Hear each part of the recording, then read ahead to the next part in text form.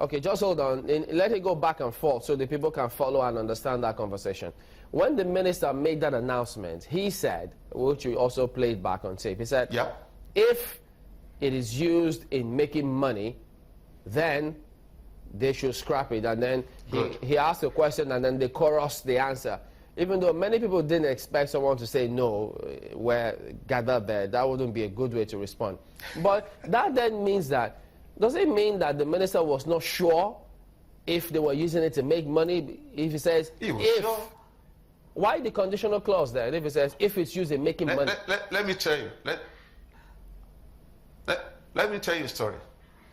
It happened that we were in a meeting, and I presented what we were doing, JAMB, to the meeting, where the PAM said the Minister of State, the Minister himself, and other big notchers of education were present, and we raised the issue of how we conduct the examination. And one of them, I don't want to name the name of the person, said, we started the Post-UTME. Why?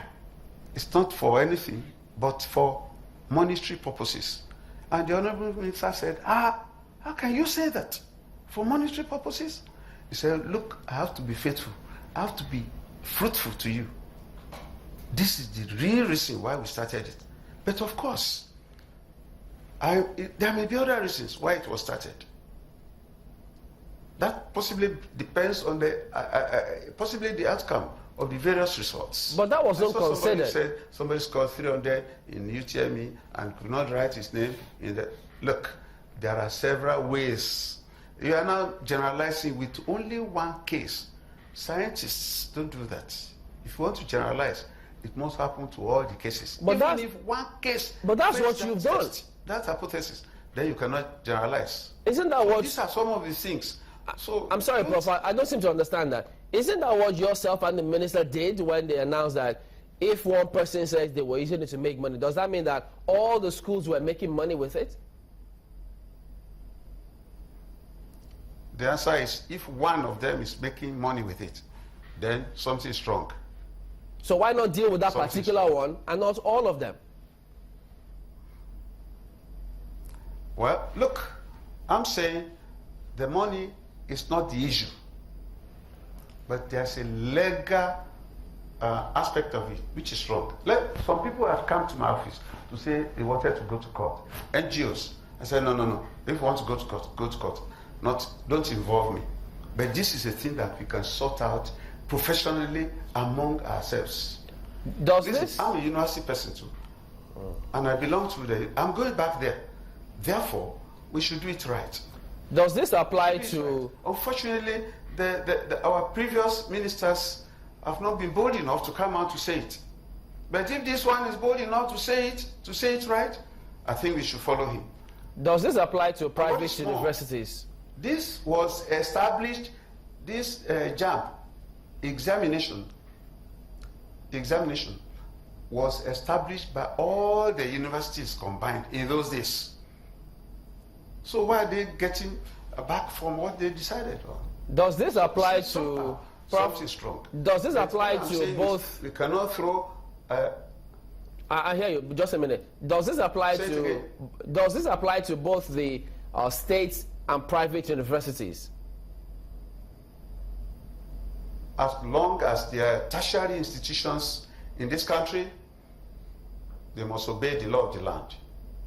And that is it. Polytechnics, colleges of education, anything post-secondary education is tertiary. Therefore, let us comply. Let us keep the rule. Why are we not being law-abiding? It's unfortunate. You know, Prof, I'm still wrong. Like, if you think that the Post-UTME, if you think or what are you saying? Yeah, I'm saying Nigerians are still not, I think if you look at what most Nigerians are saying, they still don't see the difference between a test and a screening for this. They still think it's about JAMB. Oh, there's a test. They know it. Because they know it. They actually mean... My colleagues in the universities know what it means. They know the difference. And I know very well. Are we talking about the meaning? Are we talking about the meaning? It's different from clearing him with his certificate. Now, already on the screen, now we Bring have... your certificate. We had... prerequisite certificate that you must have to be able to do engineering. Let us see it. That is SSC, NECO, SSC, NAPTEP, SSC, WAEC. Bring it. Let us see. Do you have it? Even after scoring whatever you score in JAM. That is why our producers, in trying to put place to all of this, that's why our producers have decided... I want to praise some institutions. Let me tell you. For example, Ibadan, University of Abuja, I really can get my questions and some other universities. All these things, they do screening of the candidates using their SSC certificates, and they are doing well. Do you think this would have been better if JAM had? I think we must praise those who are complying with the rule. Okay, Prof, let me get this in quickly. We're looking also at the amount charged by JAM for these examinations. So many parents have come up to say it is outrageous. Now, almost on a yearly basis, we're getting to see an increase from JAM for candidates writing their exams. Is that the problem or the Post-UTME? No. If JAM hadn't gone up to 10,000 naira max, I don't think a lot of... for it. Just the same way that the schools, I think... 10,000 naira? How much is the JAM form? If you put everything together. 10,000 naira. In fact, of course. 5,000? 10,000. You see, that's how people... Look, if a school is registering candidates and collecting 10,000 naira from them, it is their funeral. But on the card which they buy, it is specifically said 5,000 naira. It is there. I don't know if any of your members of your family are taking the JAM. Look at the card. Let them bring the registration fee. Let them bring it to you. You will see. It is 5,000. In fact, 500 for the general reading book. So what is the... no. However, we have restricted it to centers where they can register appropriately, instead of going to anybody, any cyber cafe where they be cheated. Prof, the other aspect of this is not cheat them. And if they are charged more than what we just a minute, Prof. We need to get this in so we can close. Sanction that center. The thing about it is that students are still complaining about the CBT, which we played some part of it before you came on.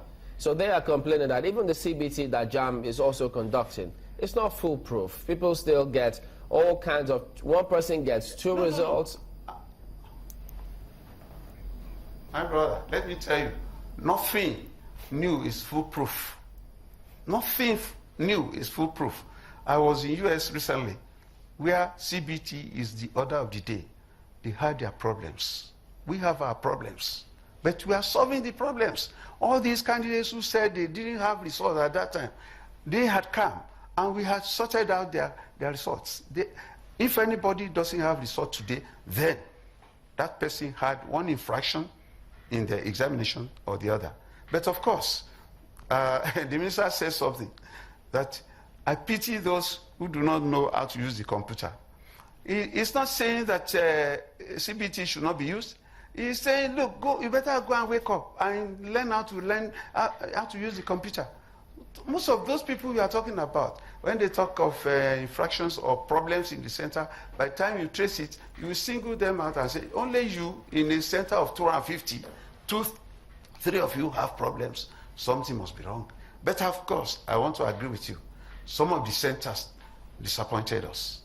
And immediately we discovered this. We moved these children to another center, and it went very well.